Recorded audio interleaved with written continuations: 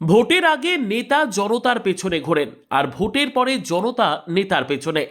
রাজ্যসভায় দাঁড়িয়ে আম আদমি পার্টির সাংসদ রাঘব চাড্ডা তুলে ধরলেন এই বাস্তব সত্য। আর এই কথা যেন কোটি কোটি ভারতীয় ভোটারের মনের দীর্ঘদিনের আক্ষেপকে প্রাধান্য দিলেন। কিন্তু এই পরিস্থিতির কি কোনো স্থায়ী সমাধান আছে?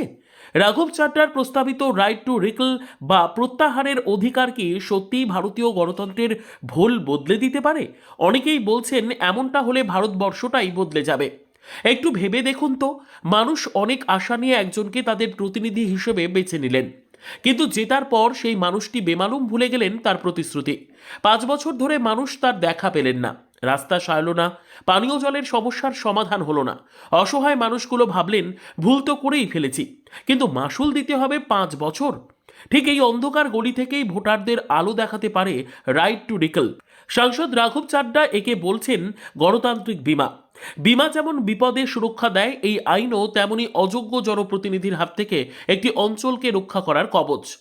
আজ যখন আমরা একটি মোবাইল অ্যাপ বা পরিষেবায় সন্তুষ্ট না হলে তৎক্ষণাৎ রিফান্ড বা ফিডব্যাক দিতে পারি, তখন দেশের ভাগ্য নির্ধারণকারী নেতার ক্ষেত্রে কেন 5 বছর অপেক্ষা করতে হবে?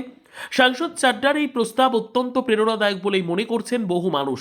তিনি মনে করিয়ে দিয়েছেন গণতন্ত্রে জনগণই শেষ কথা।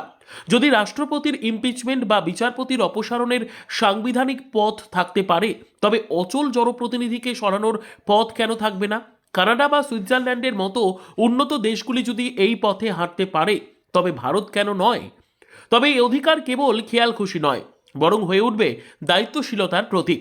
অন্তত 18 মাস কাজ করার সুযোগ দেওয়া বা নির্দিষ্ট কারণ দর্শানোর মতো শর্তগুলি একে একতরফা অপব্যবহার হতে বাধা দেবে।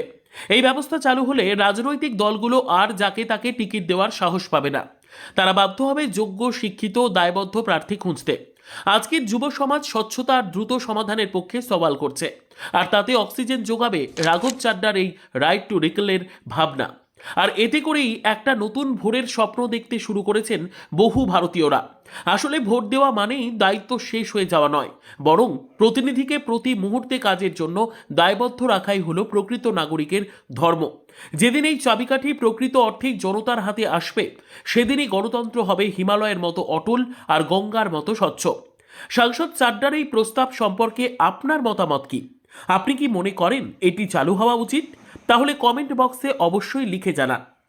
Bureau report, digital news Bangla.